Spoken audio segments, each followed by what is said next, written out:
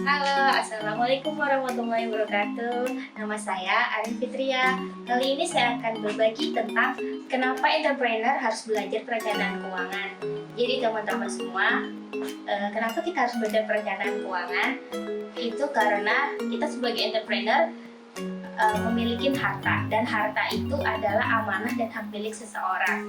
Di dalam harta kita sebagai seorang entrepreneur, kita kan mendapat penghasilan dari penjualan, dan dari penjualan tersebut kita mendapatkan harta, dan harta itu merupakan amanah dan hak milik seseorang. Kenapa kok ada hak milik seseorang di dalamnya? Karena di saat kita berusaha, kita memiliki karyawan, memiliki partner yang dimana kita harus membayar mereka atau memberikan hak mereka. Jadi di dalam hak, kenapa kita harus belajar perencanaan keuangan?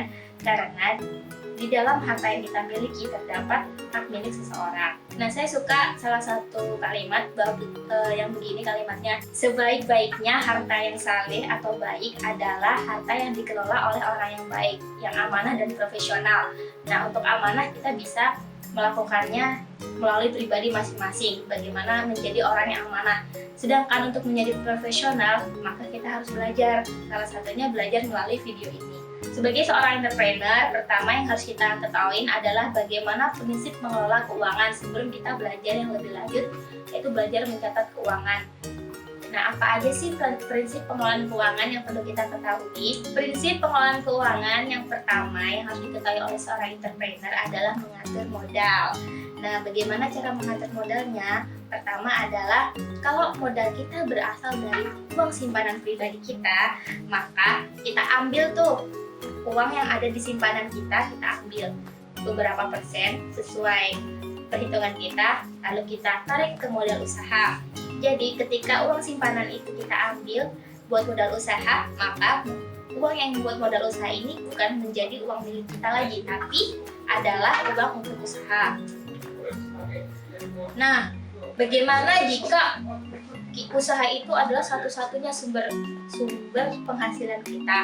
Nah, caranya adalah jangan ambil semua simpanan kita untuk modal kita semua, tapi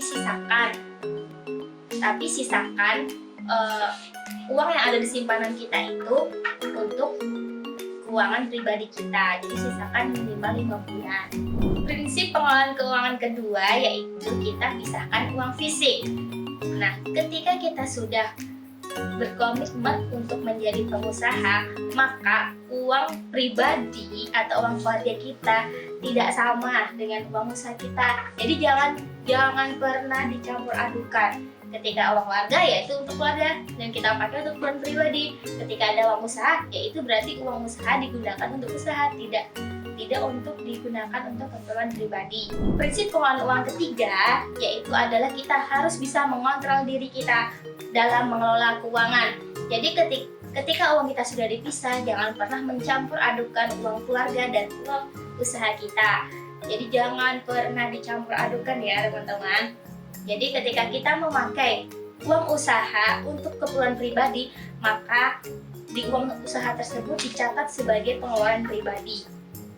Nah, apabila kita ambil uang keluarga untuk keperluan usaha, maka uang tadi kita catat sebagai modal usaha kita. Jadi jangan pernah dicampur adukan. Prinsip pengelolaan keuangan keempat yaitu adalah kita menggaji diri sendiri. Ini kebanyakan yang dilupakan oleh para pengusaha dan dilupakan kebanyakan oleh para pelaku usaha kecil. Kenapa? Karena mereka biasanya hanya menghitung berapa yang dijual, berapa pendapatannya, berapa yang diambil untuk modal berikutnya, kemudian dia ambil labanya tersebut untuk kepentingan pribadi. Sebenarnya bukan seperti itu. Kita harus juga menghitung gaji untuk diri kita sendiri. Dan gaji itu ada 2 macamnya. Yang pertama gaji tetap. Kalau gaji tetap itu berarti bahwa kita mengambil biaya operasional dari usaha kita dan kita tetapkan gaji kita, misalnya 1 bulan 1,5 juta atau 1.200.000 atau 1.700.000, sesuaikan dengan beban apa yang kita kerjakan dalam usaha kita. Kalau misalnya kita ikut ngulenin, kita ikut goreng, berarti kita hitung berapa sih gaji ketika kita menguleni atau mengemas produk kita. Yang kedua adalah gaji prosentase. Gaji prosentase itu adalah kita sesuaikan dengan berapa sih penjualan kita. Misalnya penjualan kita, satu penjualan kita mendapatkan gaji Rp1.000, nah itu namanya gaji prosentase. Atau apabila ada setiap kenaikan 5% penjualan, maka kita akan mendapatkan 2% gaji dari penjualan. Seperti itu. Dan biaya gaji itu kita dapat dari biaya operasional usaha kita. Nah, kita sebagai pengusaha nggak cuma dapat gaji, tapi yang kedua adalah mendapat dividen. Selain mendapat gaji, kita akan mendapat dividen. Dividen adalah laba yang dibagikan pada akhir tahun, atau mungkin teman-teman bisa membaginya setiap akhir bulan. Dari dividen itu kita tidak boleh mengambil 100% laba dari usaha kita. Jadi dividen itu diambil hanya 10 atau sampai 20% dari total laba yang kita miliki. Nah, lalu sisanya buat apa? Nah, sisa dari laba yang setelah kita bagi itu buat mengembangkan usaha kita. Seperti itu. Prinsip pengelolaan keuangan kelima yaitu adalah menggunakan pihak ketiga. Ketika usaha kita udah mulai maju dan mulai membesar, maka kita membutuhkan orang yang mencatat keuangan kita, yaitu kita perlu meng-hire pihak ketiga. Misalnya meng-hire seorang accounting.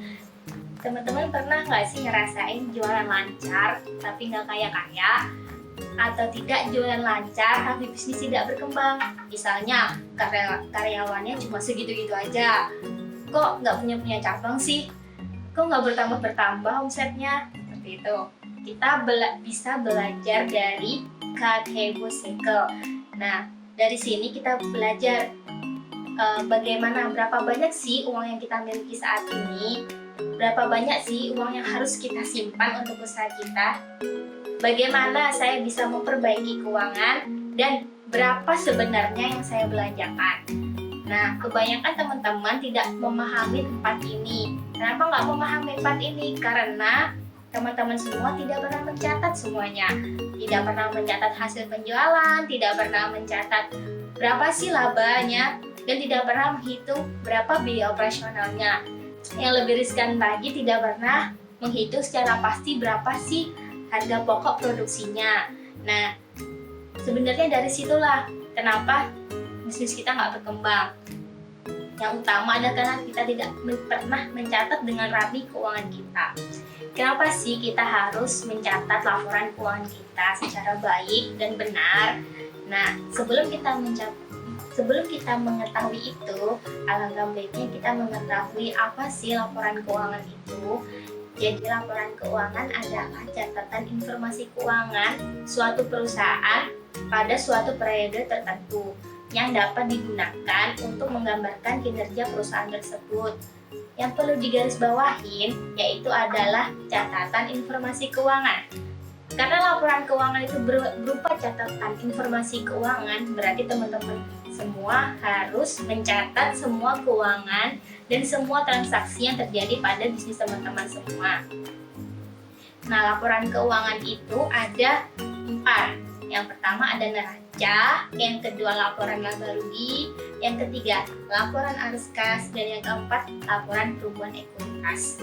Nah, selanjutnya, kenapa sih laporan keuangan itu penting banget buat seorang entrepreneur? Nah, kita bisa analogikan bahwa bisnis kita adalah sebuah kendaraan. Entah itu mobil, pesawat, atau bahkan sepeda. Kita analogikan bahwa bisnis kita adalah sebuah kendaraan. Jika bisnis teman-teman adalah sebuah kendaraan, maka teman-teman adalah sebagai seorang drivernya. Maka laporan keuangan itu adalah berfungsi sebagai dashboard dari kendaraan tersebut. Coba teman-teman bayangkan, ketika mengendarai sebuah mobil nggak ada dashboardnya, maka kita akan kebingungan nih. Nggak bisa lihat berapa sih kecepatan yang sudah kita lampaui, atau kita nggak tahu nih kalau safety belt kita belum terpasang dengan sempurna, atau kita bahkan tidak mengetahui seberapa banyak sih bensin yang kita miliki, seperti itu.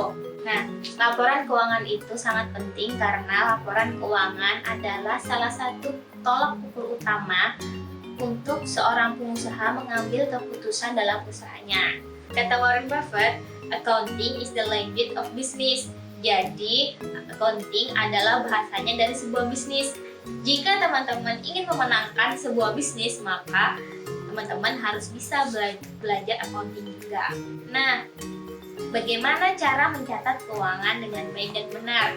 Di era sekarang ini adalah era serba digital. Jadi teman-teman semua nggak perlu repot mencatat keuangan itu dengan susah payah. Misalnya setiap hari kita harus mencatat menggunakan tulisan tangan. Tapi di era digital ini banyak banget aplikasi yang mendukung teman-teman semua untuk mencatat keuangan, baik keuangan pribadi maupun keuangan perusahaan.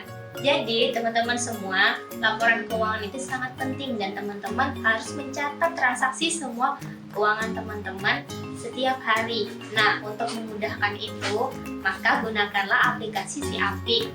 Karena dengan aplikasi Si Apik, maka teman-teman telah dimudahkan dalam pencatatan keuangan. Jadi teman-teman nggak perlu lagi nyatat dari buku 1, buku 2, atau buku 3. Cukup sekali klik tombol di aplikasi Si Apik dan tinggal mencatat pengeluaran, penerimaan. Nah, maka akan keluar laporan keuangan setiap bulannya. Oke, terima kasih teman-teman. Sampai di sini pembelajaran kali ini. Semoga pembelajaran kali ini bermanfaat buat teman-teman semua dan menambah hasanah keilmuan teman-teman tentang finansial literasi. Dah.